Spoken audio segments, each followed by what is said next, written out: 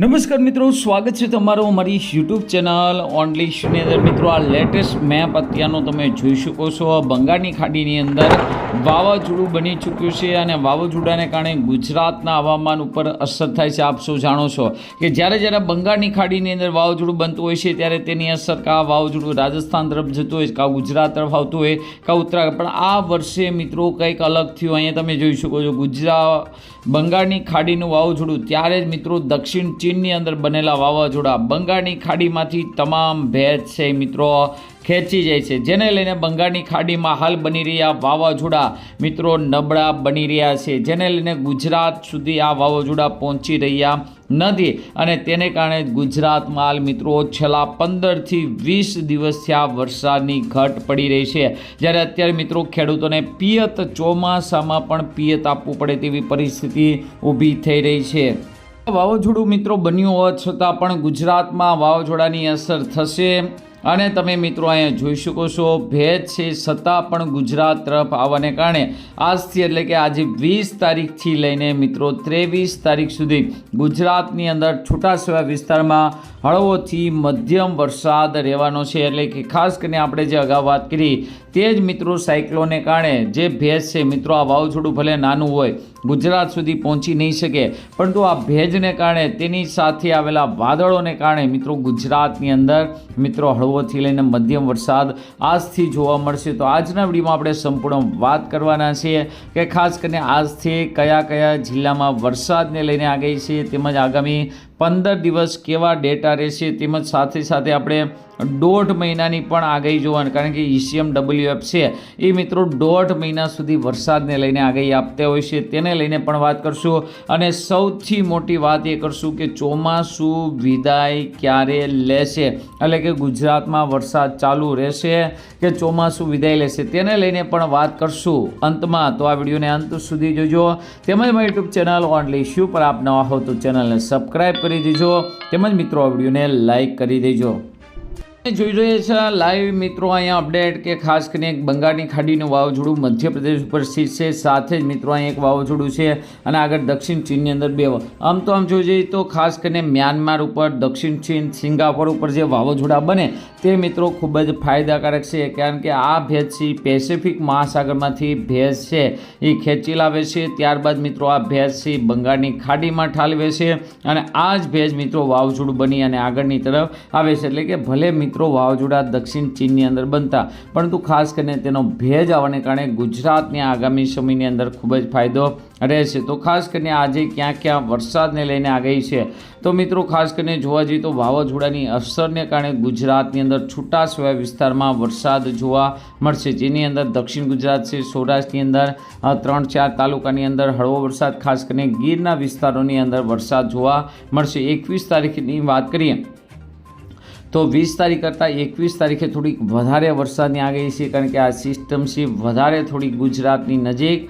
આવી રહી છે। તો 21 તારીખે દક્ષિણ ગુજરાતના લગભગ ઘણા ખરા ભાગોની અંદર વરસાદ પડશે, તેમજ મિત્રો સૌરાષ્ટ્રની અંદર પણ ઘાટું વાદળછાયું વાતાવરણ છે જોવા મળી શકે છે, સાથે દાહોદ, ખેડા, ગોધરા છે, અરવલ્લી, મોડાસા છે, આ વિસ્તારોની અંદર પણ ભારે વરસાદી ઝાપટા જોવા મળશે। 22 તારીખે વાત કરીએ તો 22 તારીખે પણ આ સિસ્ટમ નજીક હશે, તો ગુજરાતની અંદર પણ છૂટાછવાયા વિસ્તારમાં વરસાદ જોવા મળવાનો છે। 23 તારીખે તમે જોઈ શકો છો 23 તારીખે પણ આ સિસ્ટમ છે વિખાતી નથી અને ત્યાંને ત્યાં સ્થિત છે, તો ગુજરાતની અંદર મિત્રો તેની પણ અસર જોવા મળશે। 24 તારીખ પછી મિત્રો ધીમે ધીમે આ સિસ્ટમ છે વિખાવાનું શરૂ કરી દે છે અને મોટી સિસ્ટમ ફરી એક વખત વાવાઝોડું છે એ સિસ્ટમ મોટી બનવાની છે, તો તેને લઈને તમામ ભેજ એ બાજુ ખેંચાવાને કારણે ગુજરાતની અંદર મિત્રો ખાસ કરીને 24 પછી 26 તારીખે રાહત મળશે।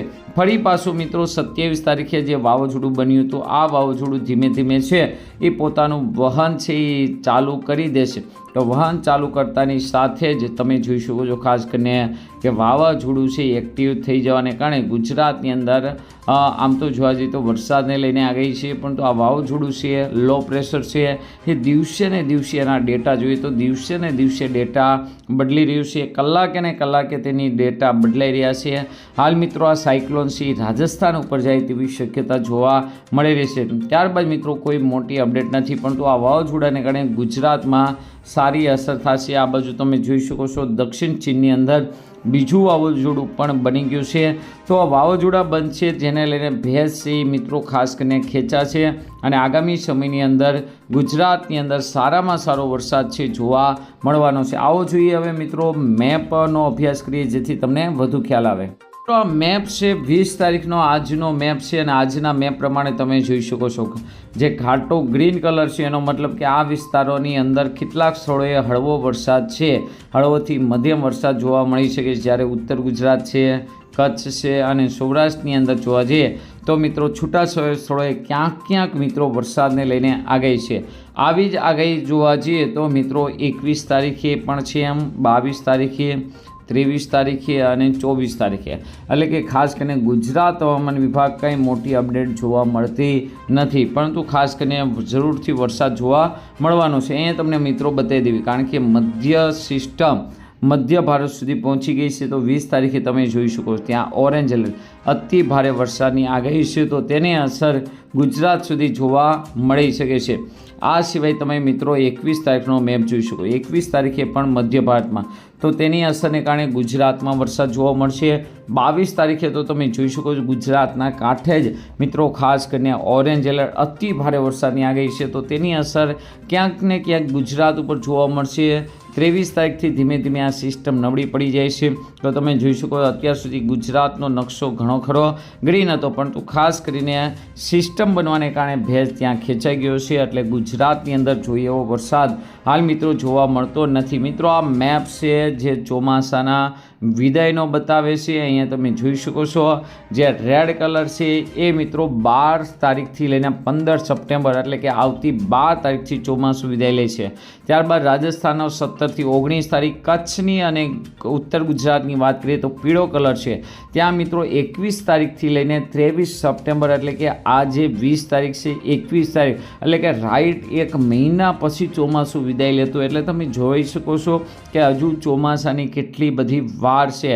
અહીંયા તમે જોઈ શકો છો 25 તારીખ ગ્રીન કલરનો ભાગ, મેનો મતલબ કે 25 તારીખથી લઈને 28 તારીખ, તો તમે જોઈ શકો છો હજી સવા મહિનાની વાર।